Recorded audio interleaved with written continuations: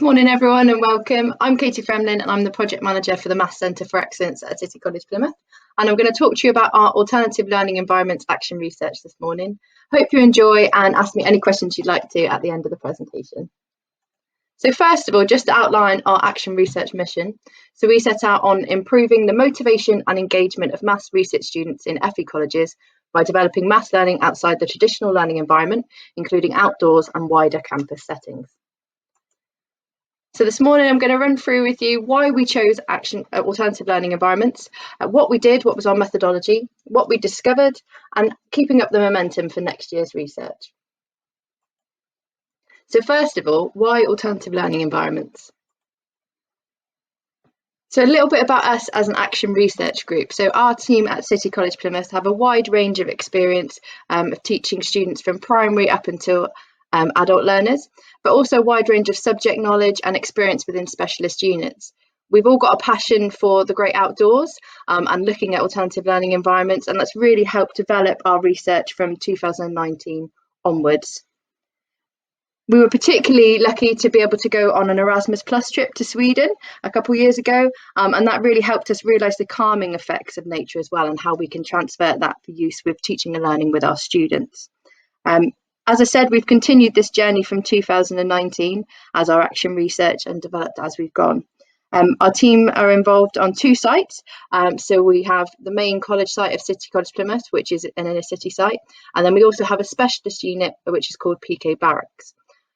We were hoping to have Exeter College take part again this year, but unfortunately due to COVID and the sporadic lockdowns and everything else that it threw at us, they've had to pause their participation at the moment, and they're going to restart in September. So our data set was slightly smaller than we wanted.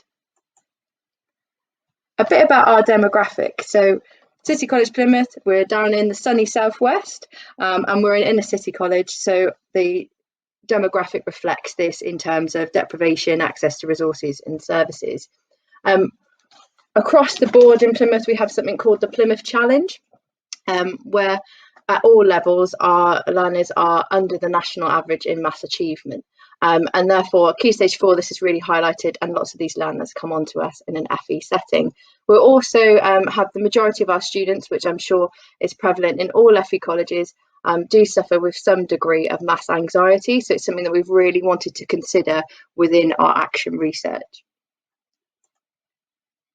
So a bit of introduction and background on alternative learning environments. So as the CfEM project set out a few years ago, we developed the criteria for each of the 4 key themes.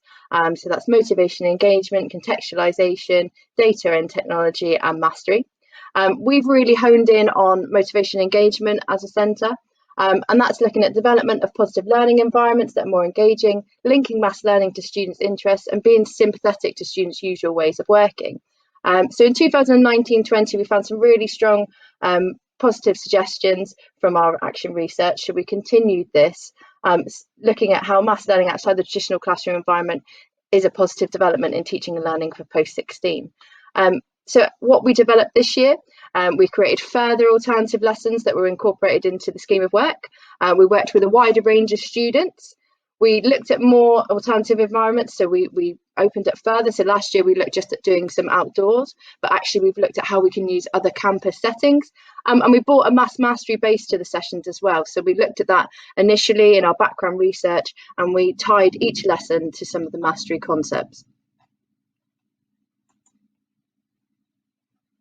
This is just I'll let you have a read of this one, a quote from Ofsted in 2018, but really about how outdoor learning outside the classroom is a really great direction for us to go in with teaching and learning. And actually in our recent Ofsted inspection in 2019, our research was commended for the use of memorable practical activities to help learners grasp those important mathematical concepts. So what we did, what was our methodology? So I won't read through all of these, but these were our initial objectives as we set off, hoping for a non-COVID year. Obviously, some of these have had to change due to the ongoing restrictions, but we've tried to stick through to most of these. But just to summarise and simplify these, we initially set out with these objectives based on linking maths with vocations, being sympathetic to learners' usual ways of working, creating practical maths sessions based in mastery, and analysing the effectiveness of these on a range of students. So when we first got together, our ARG assembled, and this is the areas that we wanted to look at for our background research. So we developed our research following on from the positive suggestions of 1920. Relational engagement was something we definitely wanted to add in, so that was something we looked at less last year, and the affective domain. So we've explored that more, and we've also looked more at experiential learning, and again, as a key theme for most of us, maths anxiety. So the full process, so we did an initial diagnostic with our students, which was about building relationships and that understanding of their maths anxiety indicators, so what level they were coming in at, how they felt about studying maths, but it also started building that tutor-student relationship more, and we got to know them more. After that, they experienced 4 alternative maths lessons across the year. We initially wanted to do 8 lessons, but due to the lockdowns, we honed this down to 4.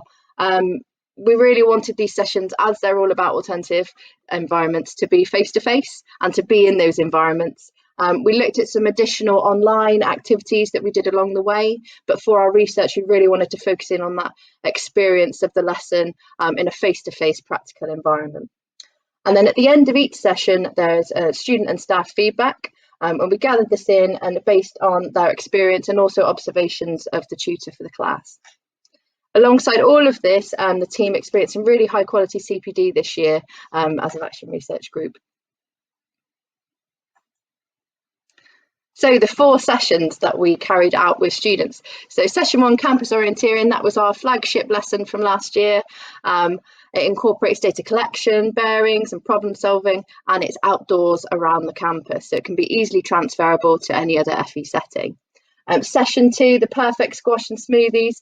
So it was all about ratios, percentages, measurements, and we can carry this out in our hospitality settings in an FE campus, or you could do it in anywhere really where you've got electricity. We really wanted to get a smoothie bike, but due to COVID situation, we weren't able to have students touching everything and sitting on the bike, so we weren't able to do that this year, but hopefully for next year. Session 3, we did running speed, so it was all about getting students up and moving in the classroom and outdoors. We looked at well-known athletes and sporting events, and they calculated and analysed the racing speeds for them and for themselves. So all about measure, data analysis, great session. And session 4, there's been a murder. I think this is probably my favourite. We have a Scottish lecturer, Dawn, who says the title in a much better way than me. But it was a really interactive session, including statistics, surface area, data collection, conversion, problem solving, speed, distance, time, and the students really got into this. You can set the murder scene up any way you want to on campus. You can use science labs. We've also got a crime scene room. So there's a really great settings that you can use within an FE campus. The session structure, so we start off introduction, speak to the students, what activity we're doing today, a bit of an overview of the skills that they will require, then setting it up, grouping the students together, getting them set up with the worksheets or anything that they need for the activity, and answering any questions they have. Then they go straight into the practical maths activity, and we sort of observe but also go around, join in, so they see the lecturers joining in with them. So I think it really helps to remove that hierarchy in the classroom. And then completion of the task, we recap the maths skills that have been involved. Lots of them are surprised at how much maths they've used. And then we gather in that feedback from the learners and the lecturers when they complete their feedback forms. So what we discovered. So in terms of motivation and engagement, we looked at 3 aspects. So we looked at behavioural, cognitive and relational engagement. So what do we mean by these? So in terms of behavioural, we assessed student effort, their persistence and participation. So that sort of came more through the lecturer feedback. For cognitive, we assessed the students' feelings about their own work and their skills in the session. So did they feel that their maths skills had improved? Did they enjoy the session? Did they feel they got involved more than usual? And relational, we focused on the student-lecturer relationship and creating that more, as I said, non-hierarchical classroom environment during the sessions. So that was sort of reflected in whether students felt they'd been more autonomous. Did they feel like the whole class had behaved more in that session, been more involved? So here are some of the stats from the session. So I enjoyed the activity. So when they were rating, we saw that 94% of students agreed or strongly agreed with this. For whether the activity helped their math skills and helped them build their skills, 68.6% of students agreed or strongly agreed. And I joined in more than usual. We found that 83.5% of students felt they joined in more than usual within this maths lesson, within the alternative learning environment session. So I won't run through all of these, but just give you a second to have a look at them. So when we combine the 4 sessions, these were our overall results, and we found that we had an 86.6% success rate. And here are the broken down areas for the questions that we asked students.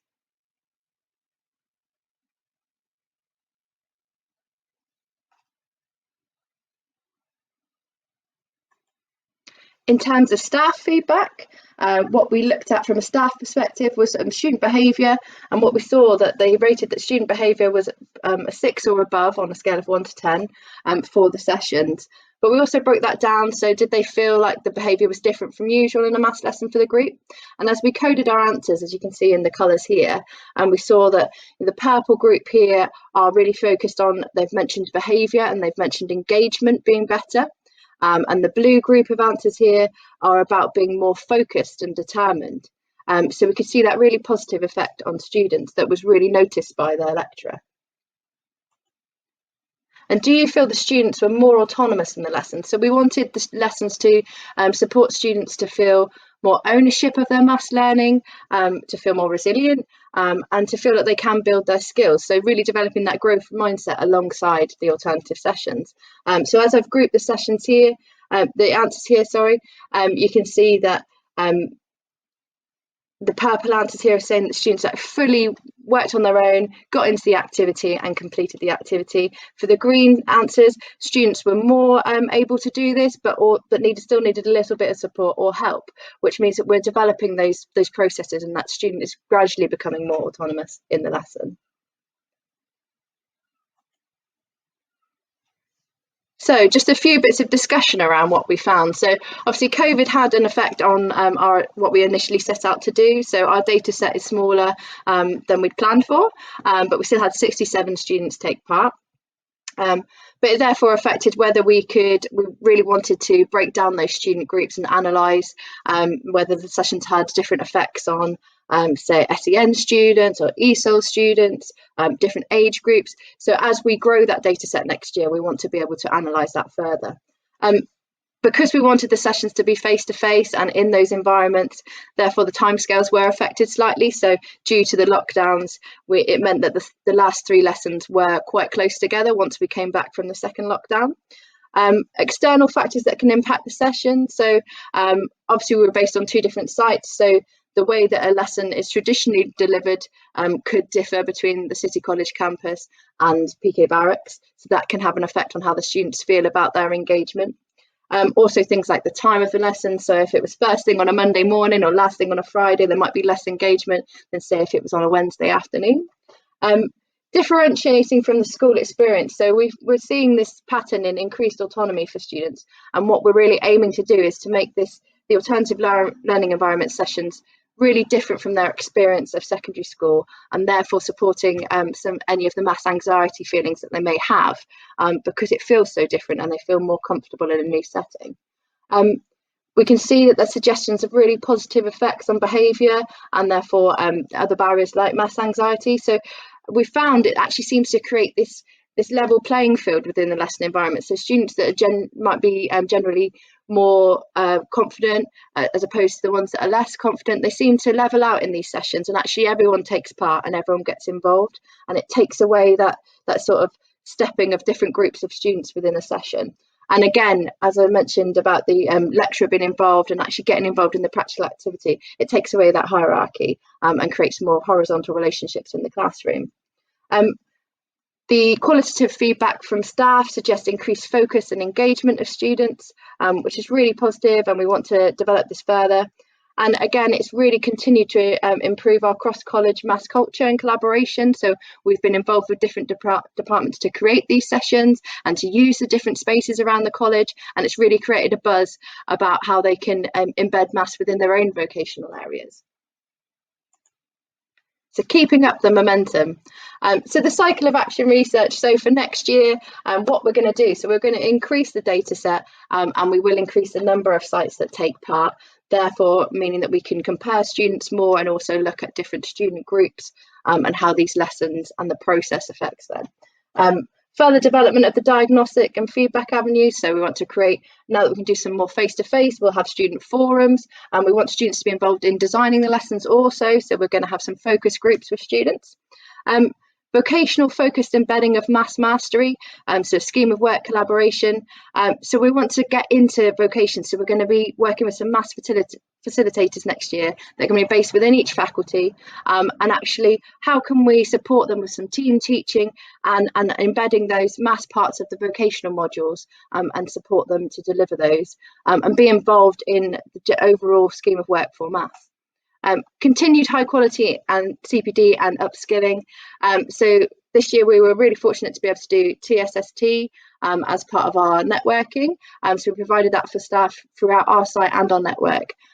So it means that we now have upskilled staff within other areas that can support with the action research, including our student journey team, our TMR, in our health faculty, that lots of areas where staff can now be more involved within the action research. And it's had a really positive effect on the team that are involved this year for that upskilling and that renewed passion and having that space and freedom to try out new things and to develop new sessions that might be a bit outside the box. So our key takeaways from our action research this year. So we've got really strong indications that the alternative learning environments maths sessions create behavioural improvement, increased engagement in sessions, and overall build that relationship between lecturer and student across the year so that they can be supported to build their maths skills in a comfortable environment. Secondly, learner ownership and overcoming of barriers to maths learning. So there's really positive effects on students' maths anxiety, on them being involved more, feeling like they were more part of the lesson. And I think that's really great that we can continue that further. And the ignited passion and renewed confidence in staff. So through the CPD, through the process, through the chance to talk with colleagues and to be creative and innovative, staff are really on board and really want to take this further. And I think as we can see the positive benefits, we're all just so passionate about continuing this journey with alternative learning environments. I've got a couple of staff testimonials here. So when you get the slides, you'll be able to have a look. So this is Darren and Dawn from the Action Research team. I don't think we've got time this morning, but yeah, take a look at those and just hear how they find it and why they think action research is important for them and for their students. Check out a little bit more about us as well on the slides. I've just got a video of some of the practical stuff that we do with all of our students, so not just the students that study maths with us or that are involved in the action research. We do lots of practical maths things to really encourage that college culture and a positive culture of students towards and staff towards maths. So thank you for listening. I'm ready for any questions. And also there's some details on the screen here. So we do lots of digital resources and practical activities that you can check out on our Twitter, YouTube and Instagram. So follow us and see what we're doing. Thank you.